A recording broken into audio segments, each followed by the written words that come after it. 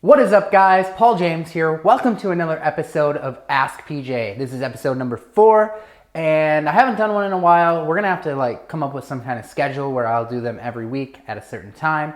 I'm not sure what day of the week that's gonna be yet, but we'll come up with something. So before we jump into this week's episode, I want to congratulate the winner of last week. Congratulations, Petra Olvera.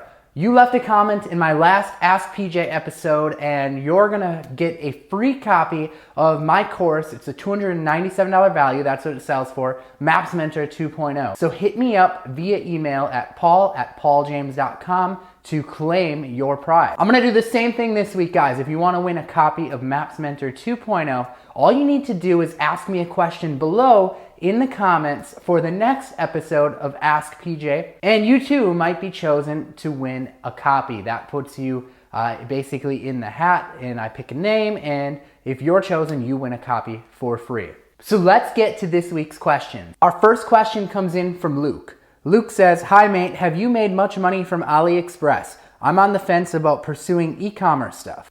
All right, Luke, so I'm assuming that you're talking about doing stuff with Shopify. And if that's the case, I've made some money with Shopify doing what's called drop shipping. So that's why I love AliExpress in conjunction with Shopify, because you can actually go and start an e-commerce business by drop shipping from companies in China for very, very low money to get started. Actually, no money to get started other than what you're paying for Shopify, which they give you a free 30-day trial. Because what happens is the customer buys your item, and then what you do is you then go and buy the item from the person on AliExpress, and they ship it straight to your customer. So there's no dealing with inventory or anything like that. It just comes straight from them. I actually have a case study that you can sign up for if you want to follow along and see my first journey with Shopify. It outlines basically my first month doing Shopify, and you can see from start to finish how I did and exactly kind of what I did, the steps that I took to do that. You can sign up for that case study at pauljames.com/Shopify-case-study. I'll also put a link to it below, and you can go and check that out and follow along. I'll give you some other tips with Shopify on how to filter sellers. So if you want to make money on Shopify and AliExpress, the best way to find an item is to target a passionate niche that is going to be bragging about their passion. So you want to target something where people are really excited about, like fishing, for example. And people are going to be excited to wear something about fishing, like a bracelet or like a necklace or like a shirt. And then you can go on AliExpress and you can search for the keyword fishing. And then you want to filter sellers on a few different things. I like to filter, number one, on their shipping times, because that's important when you're drop shipping. So my preferred shipping method is ePacket. ePacket typically takes about a week and a half, but up to 2 weeks, and sometimes a little bit longer. I've seen it go as fast as a week though, and that'll get the item out to your customer very, very quickly. So I always filter based on ePacket. The next thing I'm looking for are they a top rated seller? Are they selling a lot of the items? So I look for the items quantities that have been sold by that seller to make sure that they've been selling stuff for a while. And then last but not least, and probably one of the most important things, is I look up reviews. Not only reviews on the seller themselves, but reviews on the item you're buying. Since we're drop shipping, chances are we're not checking the item out first.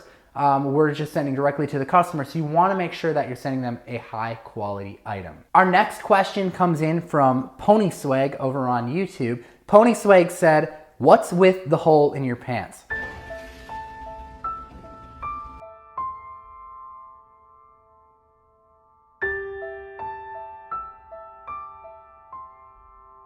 All right, DJ Sweetman asks, "If you had to start to build your business all over again, what would be the best approach to reach financial freedom?" Man, this is a good question, and I get asked it all the time. The first thing I would probably do if I had to start all over, no connections, nothing, I would probably first learn how to become a good salesman. I would maybe go and look up some YouTube videos, research on Google, how to become a good salesman, because I truly believe that you can control your own destiny. First off, by being a good salesman, even if you don't have your own business, because you could work for someone else and you could sell stuff and get paid commission and really control how much money you're going to make. The next thing I would probably do from that point is I'd find a problem in a marketplace that I knew I was good at solving. So for me, that would probably be something related to SEO or marketing or something of that nature, computers, because I'm good with all of that stuff. So I'd probably find a problem in that marketplace that I know that with confidence that I can change someone's life by providing them that solution. The next thing I would do is I'd try to start developing a pitch that would clearly demonstrate to the prospect that hiring me is a lot less expensive than not fixing their problem. Meaning that not fixing their problem every single month is costing them a lot more money than it would just be to hire me to help them fix the problem. And then from there, basically, I would start finding people that I can, give that pitch to and work with them and just change their lives by solving that problem for them. And that goes for any niche, any market. That's basically the concoction for a successful business in no matter what you're doing. All right, this question comes in from username Smart Shopping. As a local business consultant, should I have a generic website that says I help small businesses increase their growth, or should I create one specific to say how video marketing can increase your business potential? So a couple of questions back at you that you need to consider before you could even really get a proper answer to this question is, number one, what are you selling? That's, I guess, what might be on your website. Number two is, who is going to see this website? I mean, you can't expect to build a website and just hope that people are going to land on it. So you need to decide, how are people going to get to your website? Are you going to be handing out business cards that have your website on it? Are you going to be running Facebook traffic? How are people going to find your website, and what are you selling? So those are my first two questions, and that would kind of depend on my answer to you. That would also determine whether or not I would recommend you build a landing page, like a single landing page using lead pages or ClickFunnels or something like that, versus building a full-blown website. So here's what I mean by that. If you were going to hand out business cards at a network marketing event, then I would suggest you build out a full-blown website. And I'll give you some options on easy ways to do that. If you're going to run Facebook ads because you're interested in selling video marketing services, which you kind of alluded to, I would probably lean towards forgetting the website for now until you get up and running and just start with a landing page, because it's better to have a targeted landing page to a specific problem you're solving versus a full-blown website if you're going to be running traffic directly to that page. So that's kind of my answer. Last but not least is, if you are building out a full-blown website because you're handing out business cards or something of that nature, or you just want it for credibility, you might think about building out a freelancer page. You could just build out a domain based on your name rather than having a full-blown business website, which sometimes can be more appealing to people depending on what industry you're in.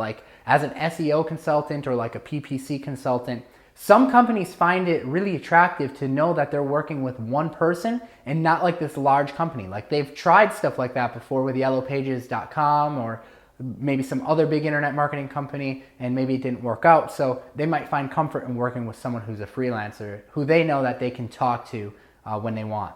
And I also have, if you're not sure how to build a website, I have a tutorial over on pauljames.com. You can scroll down on the left sidebar. There's a green little box that says how to build a website from scratch, and a tutorial on how to do that in about 5 minutes. All right, guys, that wraps up this episode of Ask PJ. Thanks for stopping by.